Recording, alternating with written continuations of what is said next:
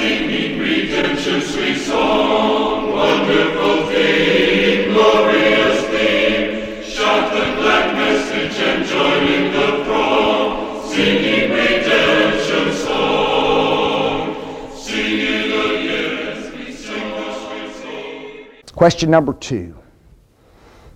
This is an interesting question.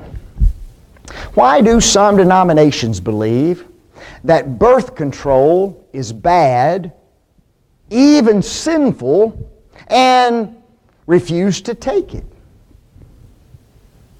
There are some religious groups, in fact there are several religious groups who teach that contraceptives and birth control are sinful, that nobody should ever use them.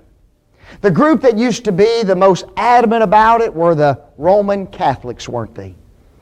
I remember when I was young and growing up and everything, that's what you heard of many, many times. The Pope would even issue decrees that birth control is wrong. Do not take birth control. Do not use contraceptives. What's interesting is the Catholic Church has changed on that somewhat.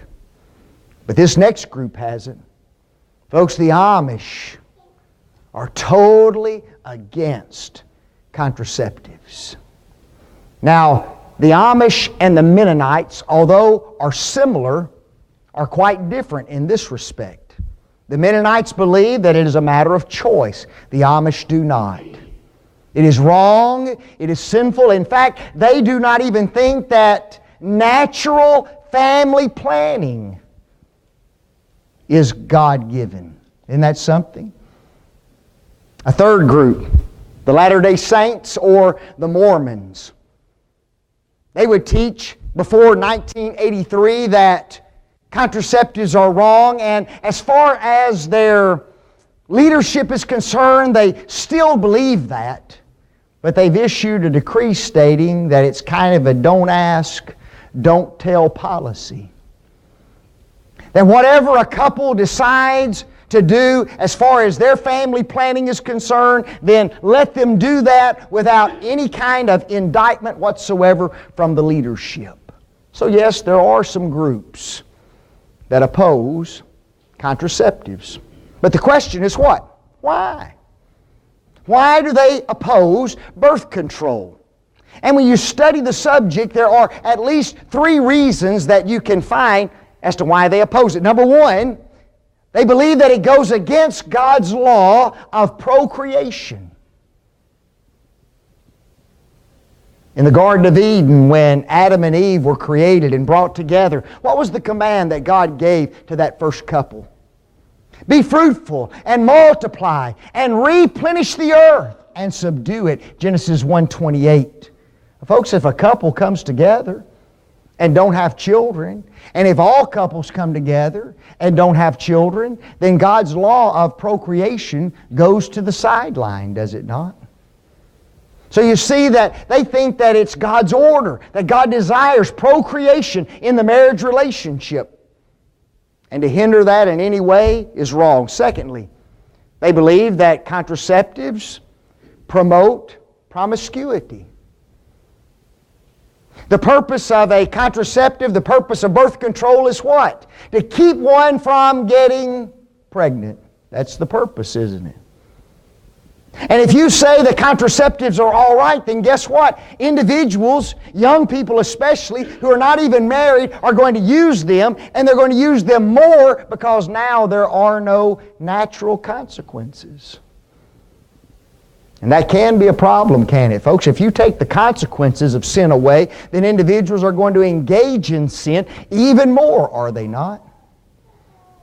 And then lastly, there are some individuals who believe that contraceptives and birth control are really the taking of human life.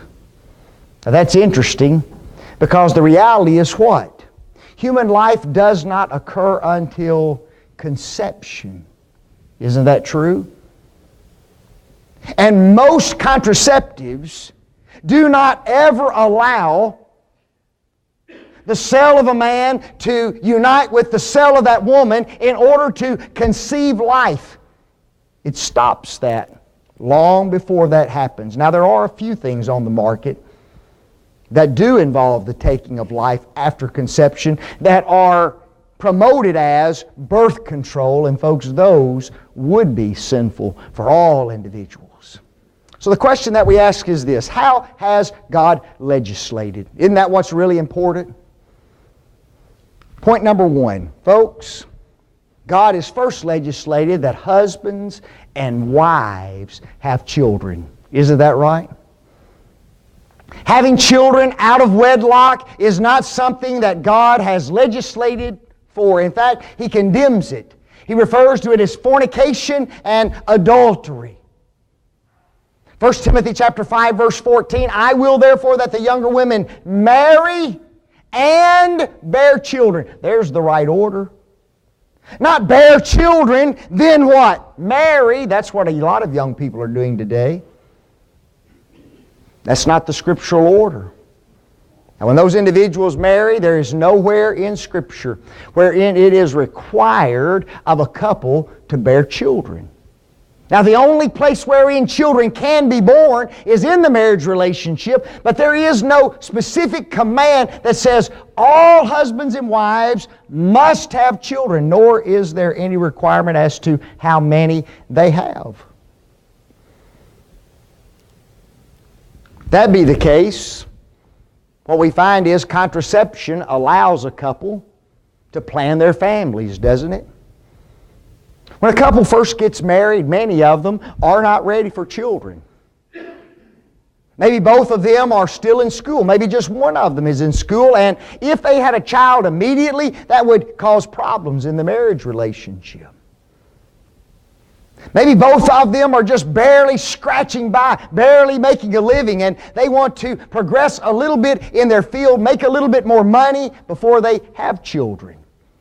So what do? They use contraceptives, birth control, in order to keep themselves from having children until they're ready to do that. Folks, there's no violation of God's law in that.